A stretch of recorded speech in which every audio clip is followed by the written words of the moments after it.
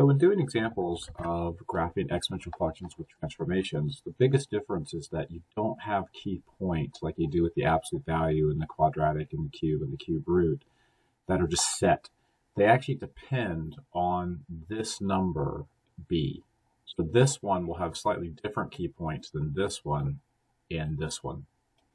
So let's just start with what are those key points. It's a very easy process. You just have to recognize that before you start.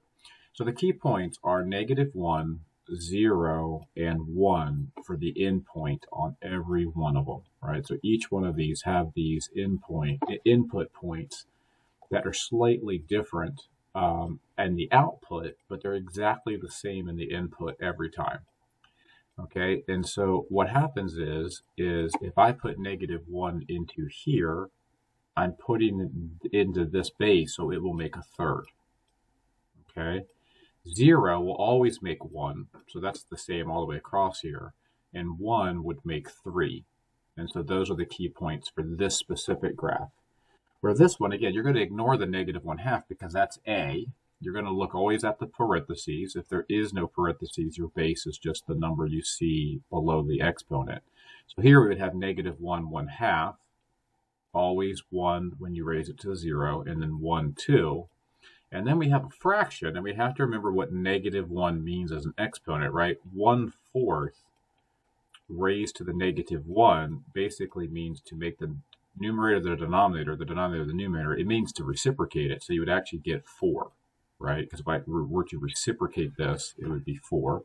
0 will always produce 1, and 1 would just give you the base back, or a fourth. So let's just take a look at these three graphs. It'll probably help you understand again how we get growth and decay. So this one, at -1, it's going to be a third, and then 1, and then 3. 1 will be 3. Here we have the same one that we had earlier in the notes, so a half, 1, and 2, but watch what happens here. At -1, I'm at 4, then I'm at 1, then I'm at a fourth. So this one is decay, where these two are growth, and that maybe helps you understand what I said about b. If b is greater than 1, we have growth, but if b is a fraction between 0 and 1, we have decay. All right, so now let's actually do the transformations. Well, I think it really helps to figure out what are we looking at. So h here, right? H would be 2, and k would be 1. And it's important to understand that k is the number that changes the asymptote. So your asymptote is going to be at y equals 1. That's always the best place to start, right? And so once we know that, we can easily just move the graph, right? From this point, we can simply count 2 forward, 1 up, right? So the actual graph, 2 forward, 1 up. And do that for each point. 2 forward, 1 up. 2 forward, 1 up. So that's the actual graph that we have. And I'm going to show you some other ways to confirm these points when we look at the other characteristics of the graph. So that's the actual graph that you're seeing. If you were to check that on Desmos or whatever, you would see this green graph. So how do we find these other things? Again, we can actually see some of them on the graph. For instance, we know there's no X-Intercept. But I really think it's important for students to do those also algebraically. So remember that the Y-Intercept, the way you find the Y-intercept is to find f of 0, right? And f of 0 would be 3 to the 0 minus 2 plus 1. This isn't a very difficult thing to do. You just have to simplify it. So that would be 3 to the -2 plus 1.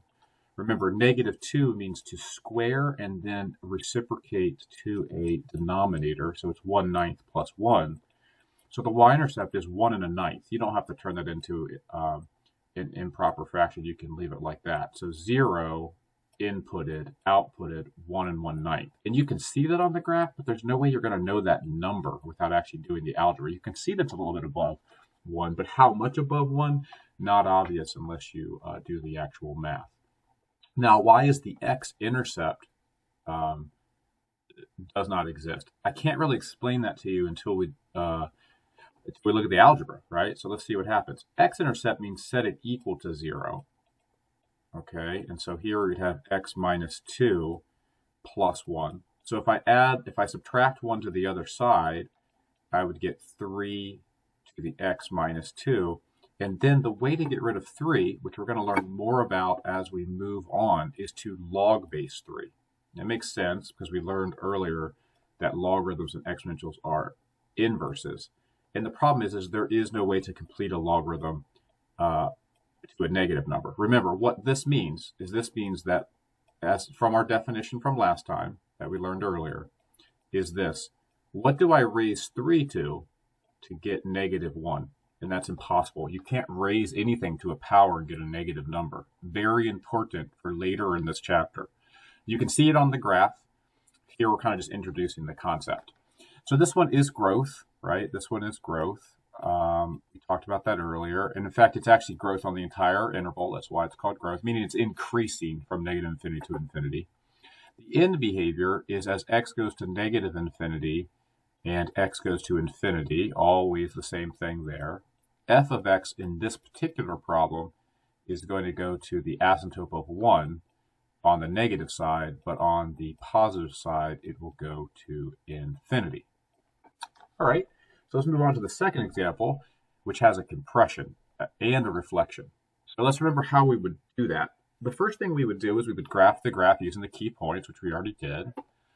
The next thing we would do is we would apply the a value first. So we would take half of all of these numbers and make them negative. So the 1/2 that's in the key point would become a fourth, but it would become negative. So we would actually be here now.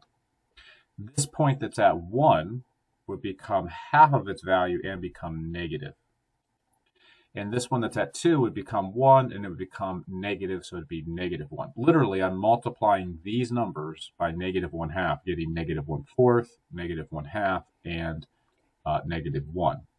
So you can clearly see that this is now has an entire interval that is decreasing. So this problem that was originally growth based on its base has now been reflected to a decay model. All right, so our asymptote didn't change. I haven't quite done the problem though, right? So h in this case would be negative 1. Now that's not going to move our asymptote because we don't have a k. So our asymptote is remaining at y equals 0. However, these points need to go back 1 to complete the graph. So this point would go back here, going backwards 1. This graph would go, that point would go there, and this would go here and actually become the y-intercept. So here's our final graph. Just like we did in the fall, we do our multiplication and division first. We're doing the order of operations, so that makes sense. And then we do our addition and subtraction second, because we're just doing the order of operations as we've been doing since the first day of school. So we can see on the graph that the y-intercept is 0, negative 1. But let's do the algebra and see why it is that, right? So f of 0 is equal to negative 1/2, and then 2 to the 0 plus 1, which would come out to negative 1/2 times 2 to the first power, which comes out to negative 1/2 times 2, which is negative 1. That algebra is extremely important that you actually do it. I will know that you didn't do it when I have a problem like this and you don't know what the answer is. So please do the practice, okay? This one does not have a X-Intercept for a very similar reason. If I set this problem equal to 0, I will have a negative number, and you can't take logarithms of negatives because you can't raise something to a power and get a negative. And we'll talk more about that, but it's important to see it. So this problem, I mean, I want you to think about if I asked you, what is the increasing or decreasing interval? The decreasing interval for this problem is the entire domain of the graph. That's what makes it decay. Okay, the end behavior is interesting here because the end behavior doesn't actually change except for one key piece, which also shows you the decay of the graph. So f of x is going to go on the negative infinity side, it's going to go to its asymptote of 0. But on the positive infinity sign, look where it's going, right? As I go to infinity, the graph is going to negative infinity. And so that is another key indication. Okay, so let's look at this problem, which is decay from its, from the very beginning. You can see that it has a decreasing interval over the entire domain of the graph, but this one will move forward, right, because h is 2, and it will also move down 4 because k is negative 4. So the first thing we do is we say that the asymptote is y equals negative 4 because the asymptote is y equals k. We graph that asymptote as a guideline, right? Because if we have that guideline on our graph, it sure is going to help us as we move points around to make sure we're moving them to the right place. And then we move the blue dots. There is no, in this case, compression or stretch, so we can move right to the movement of the graph. We're going to move it 2 forward, 1, 2, and 4 downward. 1, 2, 3, 4. So that point will be right there on the axis. So hey, we have an X-Intercept, which we're going to talk about how that's possible in just a minute. So here we move forward 1, 2, and then we move down 1, 2, 3, 4. And then the last point, which was here, which is at a fourth, we're going to move forward 2 and then down 1, 2, 3, 4 to there. And then we can see our graph. And I want you to just listen very carefully about having to do the algebra. This graph does have an intercept somewhere up here, but I have no idea what it is. And we can see the X-Intercept. The X-Intercept in this case is 1, 0. And you might say, how is it possible that it has an X-Intercept? Because we shifted the graph, right? It doesn't have one initially. But when we shift the graph, it can cross the x-axis.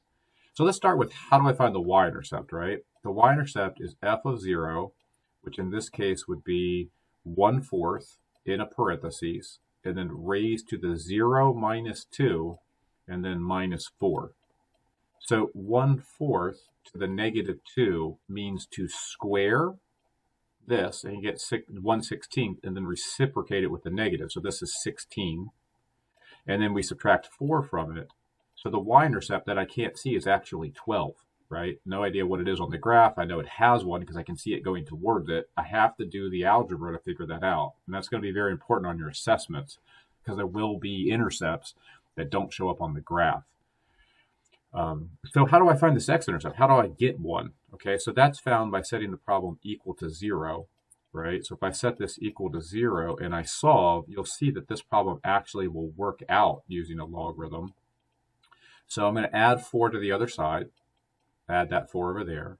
And again, this one is okay to have an x-intercept because when I log this base, and this is again the beginning of how to solve, if I log base 1/4 to cancel the 1/4, over here I log base 1/4 and I end up getting an actual answer. Again, what do I raise 1/4 to get 4?